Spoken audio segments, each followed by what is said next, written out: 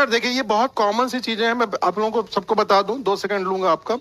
ये सब बहुत कॉमन चीजें है भाई, इस सब में बिल्कुल इतना ध्यान मत दिया करिए, ठीक है। फॉर्म अगर आया, आप एलिजिबल, पहले तो एलिजिबिलिटी क्राइटेरिया नहीं मिल पाता, ठीक है। और उसके अलावा दूसरी चीज है कि आप प्लीज जो नोटिफिकेशन निकलता है, जी बिल्कुल भाई, तो हमेशा ध्यान रखिए जब भी कभी नोटिफिकेशन निकलता, प्लीज गो थ्रू, कहते हैं एक बार उससे हो जाइए, पूरे जो डिटेल नोटिफिकेशन होगा ऑफिशियल वेबसाइट पे आता है, उसको प्लीज पूरा पढ़ा करिए।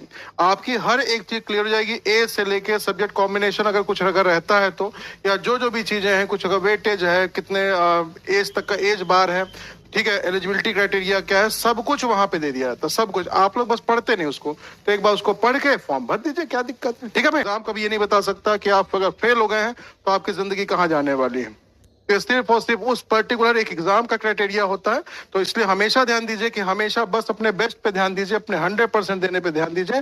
बाकी ये मत सोचा करिए कि हम पास होंगे या फेल होंगे।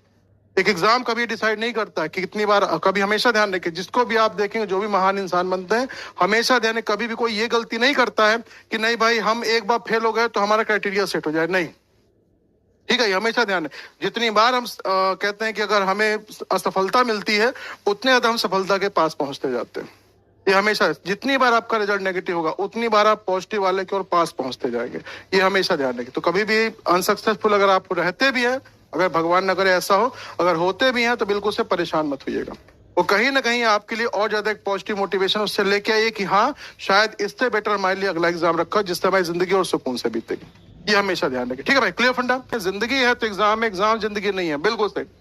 बहुत बड़ी लाइन है ये, ठीक है। समझ में अगर आ जाए तो, मेरे को समझ में तो आ गई।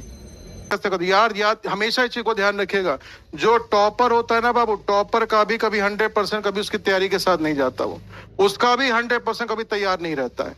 100% तैयारी तो कभी किसी की हो ही नहीं सकती है। तो इस गलतफहमी बिल्कुल मत रहा करिए कि नहीं भाई, हमें जब 100% हमारी तैयारी हो जाएगी तभी एग्जाम दे जाए, नहीं, एग्जाम में अपना 100% दीजिए। 100% तैयारी के साथ एग्जाम मत जाइए, क्योंकि 100% बाबू कभी किसी की तैयारी कभी हो ही नहीं सकती, ठीक है। ये हमेशा ध्यान रखिए बस, ठीक है ना। अपना एग्जाम में बेस्ट देके आइए, वो आपके लिए बेहतर है। चलिए।